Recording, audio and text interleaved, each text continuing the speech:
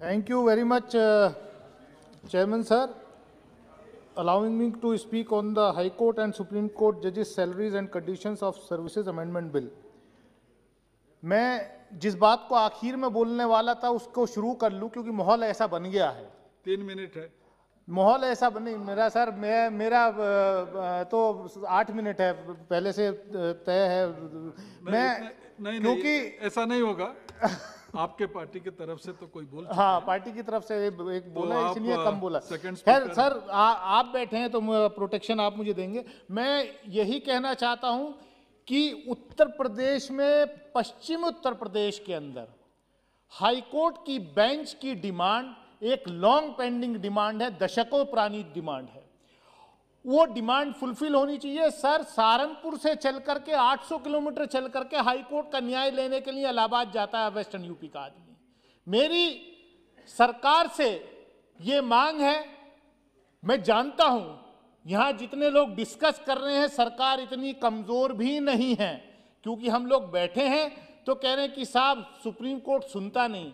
मुझे मालूम है कि जब सरकार की विल होती है तो सुप्रीम कोर्ट के कोलिजम के कई डिसीजंस को या तो वो इंप्लीमेंट नहीं करती या कोलिजम पे दबाव बनाती है कि फला जज को आप रिकमेंड करेंगे तो हम कोई भी रिकमेंडेशन नहीं मानेंगे। पूरा देश जानता है कि जस्टिस कुरैशी जो सीनियर मोस्ट थे हाई कोर्ट की लिस्ट में, जिनको सुप्रीम कोर्ट जाना था, लेकिन सरकार का दबाव था कोलिजम के ऊपर कि अगर उनका नाम इंक्लूड करके आपने भेजा तो हम एक भी पास नहीं करेंगे।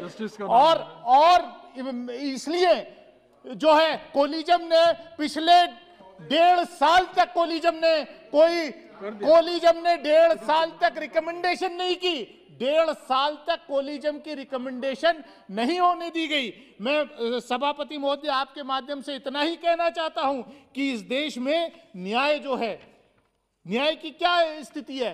50 लाख से ज्यादा केसेस जो हैं वो हाई कोर्ट में पेंडिंग है। 4 करोड़ से ज्यादा केसेस जो हैं लोअर कोर्ट में पेंडिंग है।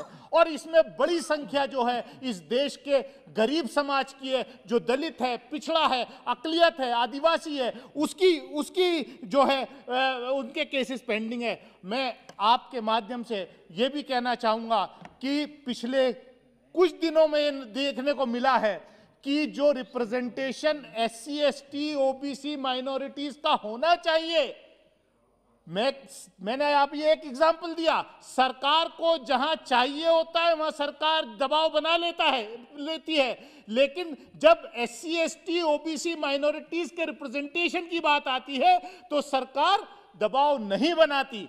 सरकार कई महीने तक, साल भर तक फाइल पेंडिंग रख के बैठ जाती है, उसके ऊपर नहीं क्लियर करती। इसलिए मेरा आपके माध्यम से सिर्फ मैं कंक्लूड करता हूं कि और ऑनरेबल कोर्ट्स भी जो हैं आजकल आप देख रहे हैं, हम देख रहे हैं कि जो इंपॉर्टेंट केसेस होते हैं, जो UAPA में लोग बंद हैं, जो दूसरे कॉन्स्टिट्यूशनल बेंच के पास केस के ठंडे बस्ते में सरकार की विल जो है, सरकार अगर चाह लेती है कि इस इशू को अभी नहीं टेकअप करना है तो कोर्ट्स में ऑनरेबल सुप्रीम कोर्ट में पेंडिंग चला जाता है। 2 साल से तो कोर्ट बंद पड़ा। मैं नहीं, कोर्ट सर, मैं ये भी कहना चाहता हूं कि कोर्ट भी बंद नहीं पड़ा।